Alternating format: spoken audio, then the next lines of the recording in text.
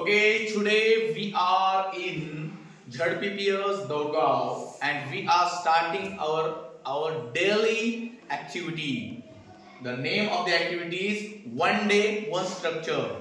Today we are learning the structures of those. First of all, I will tell you the meaning of those. पहिल्यांदा आपण दोजचा अर्थ बघूया. दोजचा अर्थ आहे ते किंवा त्या. बघा, ते किंवा त्या म्हणजे एखाद्या वस्तू किंवा एखाद्या व्यक्ती आपल्यापासून लांब आहेत पण एकापेक्षा जास्त संख्येने असतील तर आपल्याला दोजचा वापर करायचा आहे. बघा, समजा आपण इथे उभे आहोत आणि आपले 5-6 मित्र आपल्याला दिसले. काय दिसले? 5-6 मित्र. तर आपण काय म्हणू? Those are my friends. बघा, एकापेक्षा जास्त आहे, आपल्यापासून लांब आहे, आपल्याला कोणाला तरी दाखवायचे. Those are my friends. काय म्हणू आपण? Those are my friends. बघा, इथे तुम्हाला दिलेले बघा, दोज आर माय फ्रेंड्स. ते माझे मित्र आहेत. बघा, आता आपल्याला म्हणायचंय की ते तिचे मित्र आहेत. तर कसं म्हणणार आपण? Those are her friends. ते तिचे मित्र आहेत. एखादी दिसाय ते तिचे मित्र आहेत. Those are her friends. ते त्याचे मित्र आहेत. कसं म्हणणार? Those are his friends. Those are his friends. आपल्याला तर असं म्हणायचंय की ते तुझे मित्र आहेत. बघा, आता हा माझ्या समोर आहे आणि मला हे म्हणायचंय ते तुझे मित्र आहेत. तर कसं म्हणणार मी? Those are your friends. काय म्हणू? Those are your friends. आता मला असं म्हणायचंय की ते नेहाचे मित्र आहेत. तर कसं म्हणणार? Those are Neha's friends. बरोबर आहे? हा, चला आता तू उभा आहे. आयुष कमी आहे. हा, आयुष, मी तुला आता एक एक विचारतो, तुम्हाला त्याचं उत्तर द्यायचं आहे. तू सांग मला, त्या माझ्या बहिणी आहेत. Those are my sisters. Those are my sisters. बघा, एकापेक्षा जास्त बहिणी आहेत आणि आपल्याला दाखवायचं की त्या माझ्या बहिणी. तर कसं म्हणणार? Those are my sister.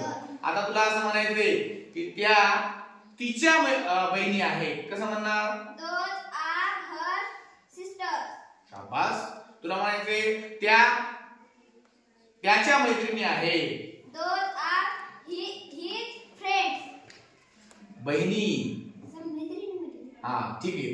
त्याच्या बहिणी आहेत. Those are his sisters. Sisters. त्या तुझ्या बहिणी आहेत. Those are your sisters. शाबास. त्या मोहनच्या बहिणी आहेत. Those are Mohan sisters. शाबास. दोज आर, आता तिकडे बोट करावं लागलं आपल्याला.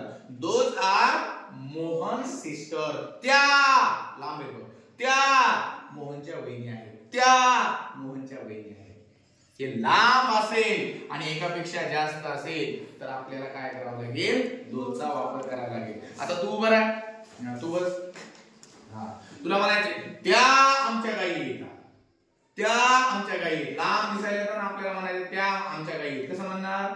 Those are my cows.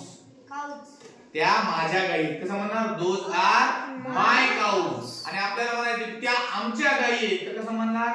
Those are our cows. बघा, इथं आणखीन एक नाव आपण वाढवू शकतो. बघा, आवर. OUR. आवर म्हणजे काय? आमच्या. बघा, त्या आमच्या गायी. कसं म्हणणार? Those are our cows. म्हणा मोठ्या ना. Those are our cows. Those are our cows. बस, तू उभी राह. ये इकडे जवळ. इकडे. हा, आता तुला म्हणायचंय की त्या आमच्या म्हशी आहेत. म्हशीसाठी शब्द काय? हा, त्या आमच्या म्हशी आहेत. आमच्यासाठी शब्द सांगितला आवर.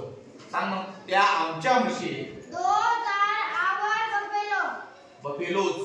बफेलोज. पुन्हा एकदा सांग. Those are our buffaloes. असं बोट करून म्हणा. Those are our buffaloes. शाबास.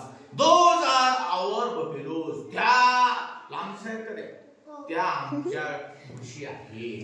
Those are our buffaloes. समजलं का? म्हणजे my, her, his, your, Neha, एखाद्याचं नाव सुद्धा घेऊ शकतो आपण. त्या राहुलच्या म्हशी आहेत. कसं म्हणणार? Those are Rahul's buffaloes. Rahul's मन पुन्हा एकदा. Those are Rahul's buffaloes. शाबास.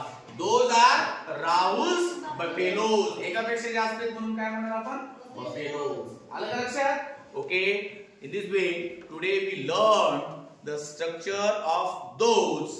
आता या दोजचा वापर करून तुम्हाला 30 सेंटेन्सेस तयार करायचे आहे. करून आणणार का उद्या? समजलं का सगळ्यांना? ओके.